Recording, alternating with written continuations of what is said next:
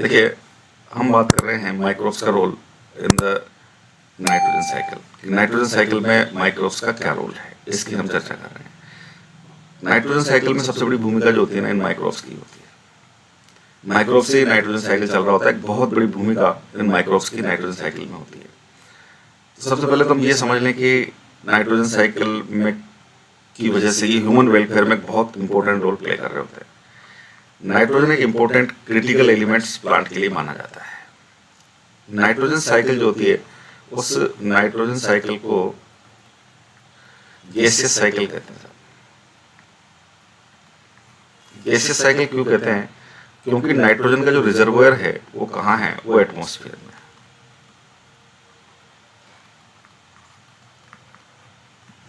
It is atmosphere. आपको पता है ना, एटमॉस्फेयर में नाइट्रोजन कितनी होती है साहब? 78%। रिजर्वोयर का मतलब होता है कि जहां उस मिनरल की मात्रा सबसे ज्यादा हो।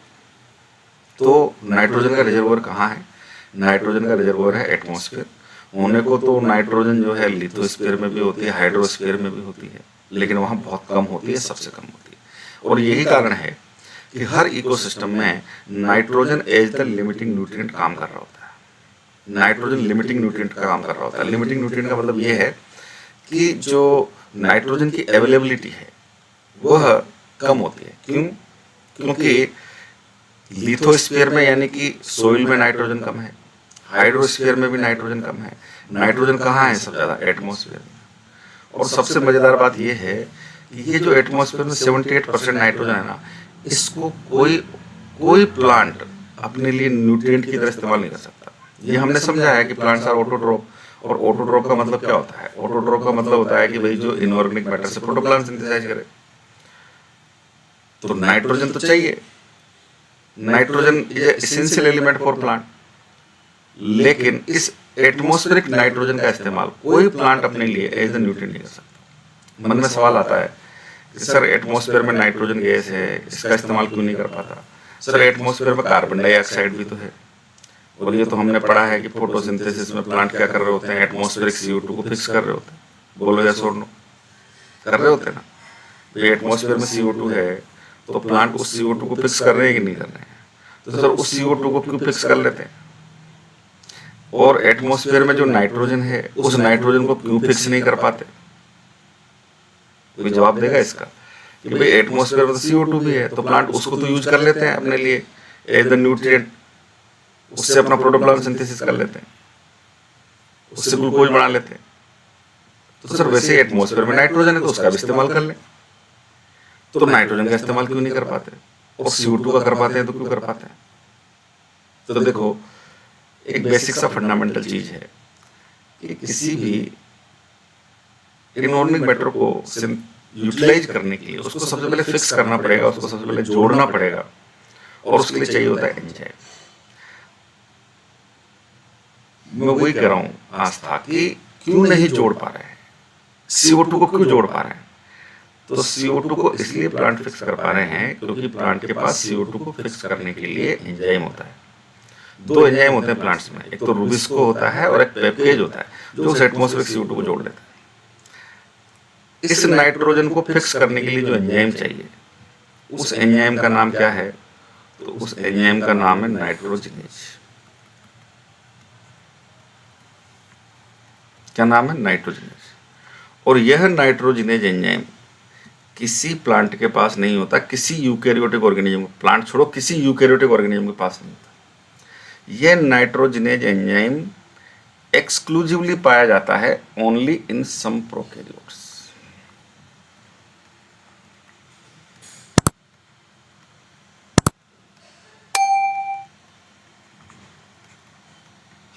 Only in some prokaryotes.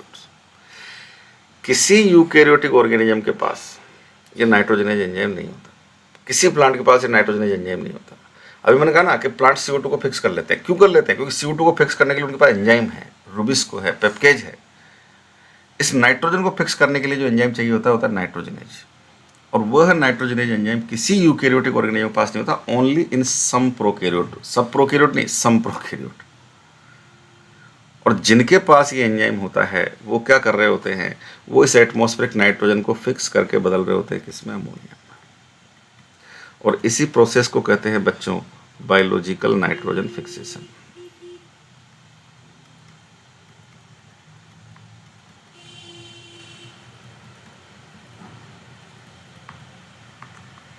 Biological nitrogen fixation, पहले तो ये चीज समझिए क्यों जरूरी है, क्यों जरूरी है नाइट्रोजन का फिक्सेशन। क्योंकि नाइट्रोजन एक एसेंशियल एलिमेंट है भाई, प्लांट की ग्रोथ, मेटाबॉलिक, रिप्रोडक्टिव सब में काम आता है। देखो नाइट्रोजन का असिमिलेशन होता है ना, पहले तो मैं असिमिलेशन शब्द का मतलब समझाता हूँ आपको। जब मैं कहता हूँ ना असिमिलेशन, तो असिमिलेशन शब्द का मतलब होता है synthesis of protoplasm become the part of. हम नहीं कहते कि वी असिमुलेट्स द फूड, हम फूड का असिमुलेशन करते हैं। तो फूड का असिमुलेशन का मतलब क्या, वो जो फूड हम खा रहे हैं उससे हम एनर्जी भी पा रहे हैं और उसके साथ साथ हमारा प्रोटोप्लाज्म भी बना रहे हैं, हमारा बायोमास भी बना रहे हैं। वो फूड जो हमने खाया उससे हमारा शरीर का हिस्सा बना, हमारे प्रोटोप्लाज्म का हिस्सा बना, that is called as assimilation. तो प्लांट नाइट्रोजन को असिमुलेट करके क्या बनाता है, प्लांट नाइट्रोजन को असिमुलेट करके अमीनो एसिड बनाता है, और अमीनो एसिड से क्या बनता है, प्रोटीन बनता है। और हमारे शरीर का, हमारी सेल का बायोमोलिक्यूल के रूप में सबसे ज़्यादा कॉन्स्टिट्यूएंट कौन होता है, तो वो प्रोटीन होता है, लगभग 10 से 12 से 15%। अब आप सोचिए अगर शरीर का 12 से 15% बायोमोलिक्यूल के रूप में पार्ट, सबसे ज़्यादा पार्ट जो है ना प्रोटीन ही होता है, प्लांट हो चाहे एनिमल हो कोई भी। तो सोचिए आप कि ये 12 से 15% पार्ट अगर प्रोटीन से बना है, तो इस प्रोटीन को प्लांट को बनाने के लिए, प्लांट को इस प्रोटीन को बनाने के लिए अमीनो एसिड्स बनाने पड़ेंगे, और अमीनो एसिड्स बनाने के लिए उसको नाइट्रोजन चाहिए। लेकिन कोई प्लांट जो है बेचारा इस एटमॉस्फेरिक नाइट्रोजन को फिक्स ही नहीं कर पाता। कौन कर पाते हैं, कुछ प्रोकैरियोट्स जिनके पास है ये नाइट्रोजनेज एंजाइम। तो फिर मन में सवाल आता है अगला कि सर जिनके पास ये नाइट्रोजनेज एंजाइम है, तो ये नाइट्रोजनेज एंजाइम क्यों है, प्लांट्स के पास अगर ये नाइट्रोजनेज एंजाइम नहीं है तो क्यों नहीं है। तो देखो एक सीधा सा फंडामेंटल बात है बच्चों, उधर अभी जैसे मैंने कहा रूबिस्को है, पेपकेज है, तो वो क्यों है प्लांट के पास, नाइट्रोजनेज नहीं है तो क्यों नहीं है। तो इसका सीधा सा फंडामेंटल, बायोलॉजी का सीधा सा फंडामेंटल है कि भाई एंजाइम्स आर प्रोटीन। एंजाइम्स क्या होते हैं, एंजाइम प्रोटीन होते हैं, and they are synthesized under the control of genes. ऐसे कहते हैं 1 जीन 1 एंजाइम, जो बाद में बन गया 1 जीन 1 पॉलीपेप्टाइड, फिर बन गया 1 सिस्टोन 1 पॉलीपेप्टाइड। तो अभी इतना समझिए कि कोई भी एंजाइम, कोई भी प्रोटीन का सिंथेसिस होता है वो होता है under the control of gene. अगर आप कह रहे हैं कि प्लांट्स के पास CO2 को फिक्स करने के लिए रूबिस्को एंजाइम है, पेपकेज एंजाइम है, तो क्यों है, क्योंकि प्लांट के पास जीन है। प्लांट के पास आपने कहा एटमॉस्फेरिक नाइट्रोजन को फिक्स करने के लिए नाइट्रोजनेज एंजाइम नहीं है, तो क्यों नहीं है, क्योंकि प्लांट के पास जीन नहीं है। कौन सा जीन चाहिए होता है इस नाइट्रोजनेज एंजाइम के सिंथेसिस के लिए, तो वो जीन होता है निफ जीन। कौन सा जीन होता है, निफ जीन, NIF, और इसका पूरा नाम होता है नाइट्रोजनेज इंड्यूसिंग फैक्टर्स। क्या होता है, नाइट्रोजनेज इंड्यूसिंग फैक्टर्स। और यह निफ जीन होता है किसके पास, only and only some prokaryotes के पास, इसलिए उनके पास नाइट्रोजनेज होता है और इसलिए वो एटमॉस्फेरिक नाइट्रोजन का फिक्सेशन कर रहे होते हैं। अब वो कौन कौन है जो बायोलॉजिकल नाइट्रोजन फिक्सेशन कर रहे होते हैं, ये आपको ध्यान रखना पड़ेगा, क्योंकि ये तो आता ही है एग्जाम में, ये क्वेश्चन पूछा ही जाता है। तो मैं सबसे पहले तो इन प्रोकैरियोट्स की ही बात कर रहा हूँ जो बायोलॉजिकल नाइट्रोजन फिक्सेशन करते होते हैं। ये जो बायोलॉजिकल नाइट्रोजन फिक्सेशन करने वाले प्रोकैरियोट्स होते हैं ना बच्चों, ये 2 तरह के होते हैं। 2 तरह के कौन से होते हैं, एक तो होते हैं फ्री लिविंग और एक होते हैं सिम्बायोटिक। फ्री लिविंग वाले कौन से, तो इसको ध्यान रखिए ABCR, इन शॉर्ट आप ऐसे ध्यान रख सकते हैं ABCR। मैं नाम बोल देता हूँ, अजिटोबैक्टर, एरोबैक्टर, एजोस्पाइलम, वर्जिनकिया, क्लस्ट्रीडियम, रोडोस्पाइलम, रोडोसुडोमोनास। और ये नाम ध्यान रखने पड़ेंगे आपको फ्री लिविंग वालों को। रिपीट कर रहा हूँ, अजिटोबैक्टर, एरोबैक्टर, एजोस्पाइलम, वर्जिनकिया, क्लस्ट्रीडियम, रोडोस्पाइरलम, रोडोसुडोमोनास।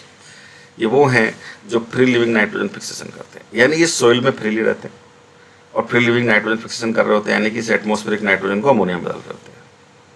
ये समझ में आ गया फ्री लिविंग का मतलब, पहले ये बोलो फ्री लिविंग का मतलब समझ में आया कि नहीं है, यानी फ्रीली सोइल में रहते हैं और एग्जाम्पल याद रखने पड़ेंगे, उसको ऐसे ध्यान रखो, अजेटोबैक्टर, Aerobacter, Azospirillum, Beijerinckia, Clostridium, Rhodospirillum, रोडोसुडोमोनास। एक होता है सिम्बायोटिक। सिम्बायोटिक का मतलब क्या है? जो किसी दूसरे के साथ रह रहे हैं, ठीक है, किसी दूसरे के साथ रह रहे हैं। अब ये जो सिम्बायोटिकली नाइट्रोजन फिक्सेशन करने वाले होते हैं ना, ये दो तरह के होते हैं। एक तो होते हैं नोड्यूल फॉर्मिंग और एक होते हैं non nodule forming.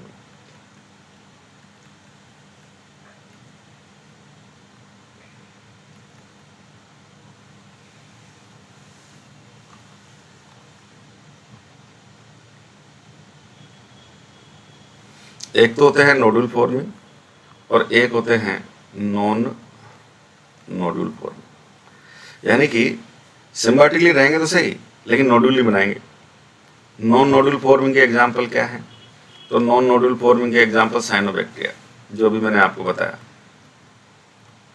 Anabaena, Nostoc, Oscillatoria.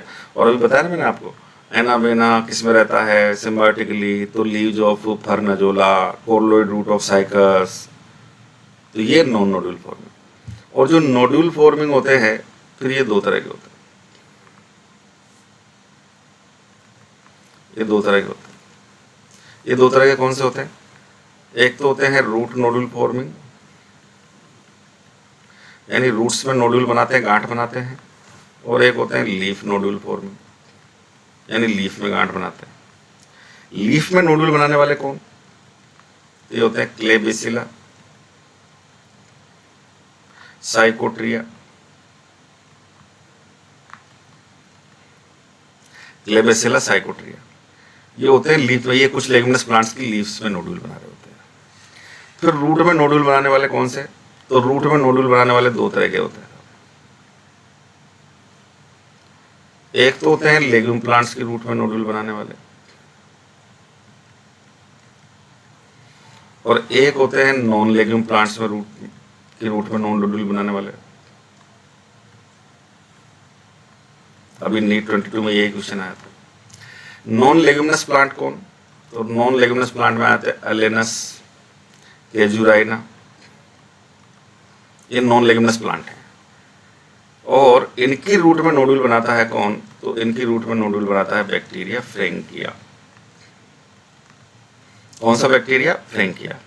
और जो लेग्यूमिनस प्लांट होते हैं, इनकी रूट में नोड्यूल, ये तो आपने पढ़ा ही होगा, बचपन से आप पढ़ते आ रहे हैं, राइजोबियम बैक्टीरिया। ऐसे स्कूल में आपने पढ़ा होगा 7th 8th 9th 10th class में कि leguminous plant have nodules in their root. Why? तो फिर ऐसे because they have rhizobium bacteria in their roots, है ना, पढ़ा होगा बचपन से। तो लेग्यूमिनस प्लांट जो भी हैं, मूंगफली, चना, मटर वगैरह, तो इन सब की रूट में नोड्यूल बनाते हैं कौन? तो राइजोबियम बैक्टीरिया। और नॉन लेग्यूमिनस प्लांट कौन से? एलेनस, केजुराइना। तो इनकी रूट में नोड्यूल बनाते हैं कौन? फ्रैंकिया। तो देखो, एक तो आपको ये याद रखना पड़ेंगे। और ये सब कौन हैं? ये हैं जो करते हैं बायोलॉजिकल नाइट्रोजन फिक्सेशन। ये सब कौन हैं? ये सब हैं जो करते हैं बायोलॉजिकल नाइट्रोजन फिक्सेशन। और इसको ऐसे ही याद रखो आप, एग्जाम में प्रश्न आता है और उसको आपको ऐसे ही याद रखना पड़ेगा। मैं फिर रिपीट कर देता हूँ कि some prokaryote which have the nif gene, they have enzyme nitrogenase and that's why they can able to fix the atmospheric nitrogen into the ammonia। तो फिर ये कौन है जो बायोलॉजिकल नाइट्रोजन फिक्सेशन कर रहे हैं? तो सम प्रोकैरियोट। दो तरह के हैं, symbiotic and free living. Free living कौन से? तो ABCR, Azotobacter, Aerobacter, Azospirillum, Beijerinckia, Clostridium, Rhodospirillum, Rhodopseudomonas. Symbiotic दो तरह के हो गए, nodule forming, non nodule forming. Nodule forming, non nodule forming कौन? तो cyanobacteria, Anabaena, Nostoc, Oscillatoria. Now nodule forming दो तरह के हो गए, रूट में नोड्यूल बनाने वाले, लीफ में नोड्यूल बनाने वाले। लीफ में नोड्यूल बनाते हैं कौन? लेग्यूमिनस प्लांट की लीफ में क्लेबेसिला, साइकोट्रिया। रूट में नोड्यूल बनाने वाले कौन? तो लेग्यूमिनस प्लांट की रूट में नोड्यूल बनाता है राइजोबियम। नॉन लेग्यूमिनस प्लांट की रूट में नोड्यूल बनाता है फ्रैंकिया। और मैं यहाँ आपको बता दूं कि जो फ्री लिविंग स्टेट में नाइट्रोजन फिक्सेशन करते हैं बच्चों, फ्री लिविंग में करते हैं। जो फ्री लिविंग में करते हैं वो फ्री लिविंग में करते हैं, वो किसी से सिम्बायोटिकली नहीं रहते। और जो सिम्बायोटिकली रहते हैं तो वो रहते फ्री लिविंग तो हैं, लेकिन नाइट्रोजन फिक्सेशन करते हैं only and only in symbiotic state. किसको छोड़कर? साइनोबैक्टीरिया को छोड़कर। साइनोबैक्टीरिया को छोड़ दीजिए, अभी मैंने बताया ना आपको, साइनोबैक्टीरिया जो है वो प्री लिविंग और सिम्बायोटिक दोनों स्टेट में कर लेता है। बाकी जो प्री लिविंग वाले होंगे ये only and only pre living state में नाइट्रोजन फिक्सेशन करेंगे, एक सीधा सिम्बायोसिस नहीं करेंगे। जो सिम्बायोटिक वाले होंगे प्री लिविंग स्टेट में रहेंगे तो सही, लेकिन नाइट्रोजन फिक्सेशन करेंगे only and only in the symbiotic state. अगर ये फ्री लिविंग स्टेट में है, जैसे राइजोबियम है, आप जैसे सरल भाषा में समझाऊं आपको, तो चने में है, मटर में है, मूंगफली में है। अब एक तो सीजन आता है ना जहाँ जब चना मटर मूंगफली उगाया जाता है, 4-5 महीने का लाइफ स्पान होता है, तो तब तक राइजोबियम बैक्टीरिया उसकी प्लांट की रूट की नोडल में रहता है। अब चने की फसल कट गई, मटर की फसल कट गई, वो तो प्लांट मर गया पूरा, फसल कट गई। अब वो राइजोबियम बैक्टीरिया कहाँ गया? तो वो बैक्टीरिया फिर सोइल में आ गया, तो अब वो फ्री लिविंग स्टेट में रह रहा है। फिर अगले साल आएगा लेग्यूम क्रॉप, तो फिर उसमें नोडल बनाएगा। तो भाई जब वो फसल कट गई उसके बाद अगले साल तक वो राइजोबियम किस स्टेट में रह रहा है? फ्री लिविंग स्टेट में रह रहा है। तो क्या वो नाइट्रोजन फिक्सेशन कर रहा है? नहीं, वो नाइट्रोजन फिक्सेशन नहीं कर रहा। वो नाइट्रोजन फिक्सेशन करेगा only and only in symbiotic state. दूसरी बात यही कारण है कि लेग्यूम क्रॉप्स को जो है क्रॉप रोटेशन में इस्तेमाल किया जाता है। आपने देखा होगा कि क्रॉप रोटेशन करते हैं। क्रॉप रोटेशन का मतलब ये है कि एक लेग्यूम क्रॉप हुई, फिर उसके बाद उसी क्रॉप फील्ड में दूसरी नॉन लेग्यूम क्रॉप होती। क्यों? क्योंकि उस लेग्यूम क्रॉप में जो राइजोबियम बैक्टीरिया था उसने क्या किया, एटमॉस्फेरिक नाइट्रोजन को फिक्स करके सोइल का नाइट्रोजन कंटेंट को बढ़ाया in the form of ammonia. समझ में आ गई बात? In the form of ammonia. या नॉन लेग्यूम क्रॉप के साथ लेग्यूम क्रॉप बोया जाता है, हमारे इधर लोकप्रिय है, मक्के के साथ बाजरे के साथ जो है उड़द बो दिए जाते हैं, मूंग बो दिए जाते हैं। तो उसका बेनिफिट किसको मिल जाता है? तो उसका बेनिफिट उस नॉन लेग्यूम क्रॉप को मिल जाता है, क्योंकि लेग्यूम क्रॉप में बैक्टीरिया है जो बायोलॉजिकल नाइट्रोजन फिक्सेशन करता है। इवन आजकल तो बड़ा लोकप्रिय है भाई साहब, जो है ये जो फ्री लिविंग बैक्टीरिया होते हैं इनका कल्चर आता है, और इनको जो है ऐसे खेत में छोड़ दिया जाता है, पानी में मिला करके स्प्रे कर देते हैं सोइल में। और सोइल में ये बैक्टीरिया क्या करेंगे, एजिटोबैक्टर का कल्चर बड़ा लोकप्रिय आजकल बिकता है, ये एजिटोबैक्टर का कल्चर। तो जब आप इसको सोइल में free living state free living में करता है, तो आपने सोइल में स्प्रे कर दिया, और ये सोइल में क्या कर रहा है, एटमॉस्फेरिक नाइट्रोजन को फिक्स कर रहा है, अमोनिया बदल रहा है, सोइल का नाइट्रोजन कंटेंट अमोनिया के रूप में बढ़ा रहा है। तो पहली बात तो ये हो गया कौन? तो बायोलॉजिकल नाइट्रोजन फिक्सेशन करने वाले माइक्रोब्स। ये बात समझ में आएगी नहीं? ये बात समझ में आ गई? ये है बायोलॉजिकल नाइट्रोजन, इसमें तो कोई दिक्कत नहीं है।